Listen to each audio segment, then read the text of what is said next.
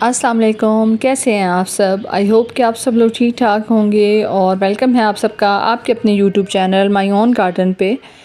आज का जो टॉपिक है उस पे आने से पहले मुझे एक मेरे व्यूवर की तरफ से कमेंट आया हुआ था। ये उनका कमेंट था मेरे हावर्थिया के जो वीडियो मैंने आप लोगों के साथ शेयर की थी कि जिसमें अगर आप ज़्यादा पब्स लेना चाहते हैं तो आपने इस टेक्निक को आज़माना है कि आप अपने प्लांट को शौक दें। ये वाली टेक्निक आप फ्लावरिंग प्लांट्स के ऊपर भी अप्लाई कर सकते हैं और साथ साथ वो प्लांट्स की जिनके बेबीज़ जो हैं वो जो बेबीज़ प्रोड्यूस करके साथ जो है वो अपनी प्रोपगेशन करते हैं कटिंग्स से हट के। तो मैंने कहा आप लोगों के साथ इस वीडियो में शेयर कर दूं कि हम जो प्लांट को शौक़ देते हैं तो उसका ये मतलब हरगिज़ नहीं होता कि हम प्लांट जो है वो इतना ज़्यादा उसको शौक़ में रखें कि फ़ौरन से प्लांट जो है ना वो हमारा ख़राब होना स्टार्ट हो जाए या प्लांट की हेल्थ जो है वो मुतासिर हो। शौक़ ज़्यादातर किस तरीके से दिया जाता है, वो हम पानी रोक देते हैं, यानी अगर वो फ्लावरिंग प्लांट है तब भी और अगर उसने बेबीज़ भी प्रोड्यूस करने हैं तब भी। जब हम पानी नॉर्मली अगर हम 10 दिन के बाद मिसाल के तौर पे उस पौधे को पानी देते हैं तो हम 10 दिन के बाद 2 दिन और गैप देंगे, उसके बाद हम उसके अंदर पानी देंगे। उससे ये होगा कि जब तक तो 10 दिन तक तो ज़ाहिर है उसकी रिक्वायरमेंट जितनी होगी वो लेता रहेगा, मट्टी में से नमी जड़ें लेती रहेंगी। लेकिन जो 2 दिन एक्स्ट्रा हो जाएंगे वो होंगे कि जिसमें प्लांट जो है वो 2 दिन स्ट्रेस में रहेगा। और एक चीज़ हमेशा याद रखिए कि प्लांट कभी भी अंडर वाटरिंग से नहीं मरते, वो ओवर वाटरिंग से मर जाते हैं।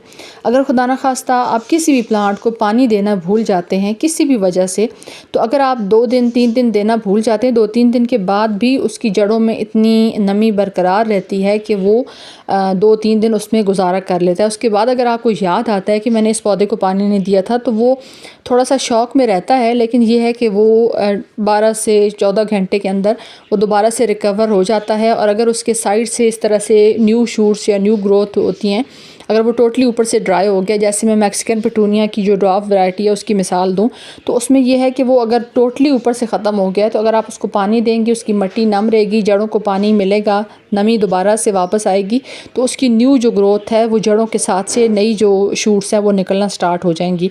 तो प्लांट की नेचर को जब हम समझते हैं, अगर प्लांट आराम से इजी वे में जो है प्रोपगेशन नहीं कर रहा या फ्लावरिंग प्लांट है तो वो फ्लावर नहीं कर रहा, तो उसके लिए फिर हमें ये टेक्निक आजमानी पड़ती है। इससे फिर ये होता है कि अगर आपका फ्लावरिंग प्लांट है तो उसके ऊपर फ्लावर्स आएंगे, और अगर आपका जो प्लांट है जैसे हावर्थियाज़ हैं तो हावर्थियाज़ को हम लगाते हैं तो उनके साइड से अगर पप्स नहीं निकलेंगे तो उसको लगाने का मकसद जो है वो टोटली फौत हो जाता है। क्योंकि कोई भी गार्डनर ये नहीं चाहता कि अगर उसने एक प्लांट अपने पास लेके आया तो वो हमेशा एक ही रहे। वो चाहता है कि वो टाइमली उस प्लांट की प्रोपगेशन करे, वो मज़ीद उससे काफ़ी सारे पॉट्स बनाए और अपने गार्डन के अंदर इस प्लांट की काफ़ी सारी वेराइटीज़ जो हैं उनको दोबारा से ऐड करे।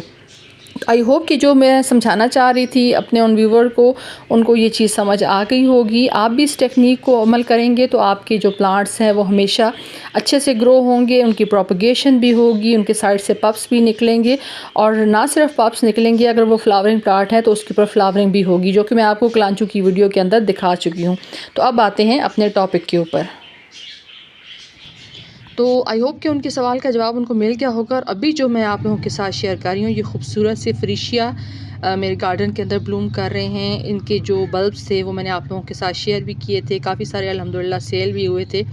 और आज हम फ्रीशिया के हवाले से बात करेंगे। अर्ली स्प्रिंग के बहुत खूबसूरत फ्लावरिंग प्लांट्स हैं, और इस टाइम पे ख़ास तौर पे जिन लोगों ने फ्रीशिया लगाए हुए हैं उनके अंदर बहुत खूबसूरत जो फ्लावरिंग वो हो रही है।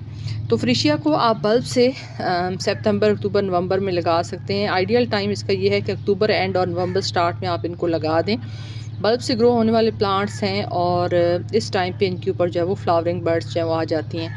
छोटे साइज़ के बल्ब होने के बावजूद अगर आप देखें तो इसमें से एक जो ये प्लांट है इसमें से 3 फ्लावरिंग स्टॉक्स जो है वो निकल रही हैं। ये देखिए, ये एक फ्लावरिंग स्टॉक है जिसके ऊपर ये बर्ड्स आ रही फ्लावरिंग भी हो रही है, और एक ये फ्लावरिंग स्टॉक है, और एक ये। जिस तरह से मकई के अंदर सिट्टा बनता है,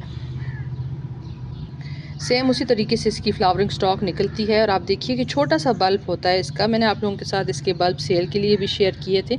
बहुत छोटे साइज़ का बल्ब होता है, उसके बावजूद आप देखिए कि अगर उसको अच्छा माहौल मिलता है तो उसके अंदर जो है वो ये देखिए कि कितनी खूबसूरत फ्लावरिंग होती है और कितनी ज़्यादा फ्लावरिंग होती है। यानी ये एक नहीं है, आप अंदाज़ा कर सकते हैं कि ये जो एक फ्लावरिंग बर्ड है, सॉरी स्टॉक है, उसके अंदर अगर आप काउंट करें तो 1 2 3 4 पाँच फूल एक फ्लावरिंग स्टॉक के ऊपर आ रहे हैं, फिर 3 दूसरे पे आ रहे हैं, और फिर ये तो जब खिलेगा तो पता चलेगा कि इसके अंदर से कितनी फ्लावरिंग बर्ड्स हैं वो बनती हैं। अगर इसकी मिट्टी भी आप चेक करें तो मिट्टी टोटल ड्राई है। और यही चीज़ मैं आप लोगों के साथ शेयर भी कर रही हूँ कि अगर आपने अपने प्लांट को स्ट्रेस देना है, उसके अंदर फ्लावरिंग लेनी है, तो थोड़ा सा स्ट्रेस ये होगा कि बल्ब से ग्रो होने वाले प्लांट्स को भी आप रोक के पानी दें अगर आपने उसके अंदर फ्लावरिंग लेनी है। बहुत ज़्यादा अगर पानी देंगे तो बल्ब के साइड से ये होगा कि बहुत ज़्यादा ओवर वाटरिंग होने की वजह से बल्ब्स के गलने का भी डर रहता है। और वो जो बल्ब्स होते हैं वो अगर हेल्दी बल्ब्स हैं, एज पूरी हो चुकी है और उसके ऊपर फ्लावरिंग नहीं हो रही, तो उसका जो मेनली वजह वो ये होती है कि आपने उसको जो शॉक है वो नहीं दिया। तो प्लांट्स को शॉक देना बहुत ज़रूरी है, चाहे वो बल्ब से ग्रो होने वाले प्लांट्स हैं या नॉर्मल जो प्लांट्स आप लगाते हैं, उनको भी इस तरीके से सेम यही मेथड लेके आप करेंगे। आज मैं इसको थोड़ा सा पानी दे दूँगी क्योंकि आगे ये जो फ्लावरिंग स्टॉक्स निकल रही हैं इनके लिए ये ज़रूरी है कि हल्की फुल्की नम रहे। हल्का सा शॉक दें, फिर पानी दे दें, फिर हल्का सा शॉक दें, फिर पानी दे दें। उस हिसाब से ये वही बात है कि जिस तरह से आप अपने प्लांट को आदी करेंगे, प्लांट आपका उसी नेचर के हिसाब से उसी तरीके से चलेगा। तो आई होप कि जो मेरा सवाल था मेरे व्यूवर की तरफ से उनको उनका जवाब मिल गया होगा। और आप अगर फ्रिशिया के बल्ब लगाना चाहते हैं, बहुत खूबसूरत भीनी भीनी खुशबू वाला ये प्लांट होता है, तो इस टाइम पे आप इनके तैयार प्लांट्स भी ला सकते हैं। नर्सरीज़ पे फ्रिशिया के जो है वो इस टाइम पे प्लांट्स, रेडी प्लांट्स जो हैं वो सेल के लिए अवेलेबल होते हैं। अगर आपने नहीं लगाया तो नर्सरी से लेके आएँ, अगर नर्सरी से नहीं मिलता तो फिर वेट कीजिए अगले साल के लिए।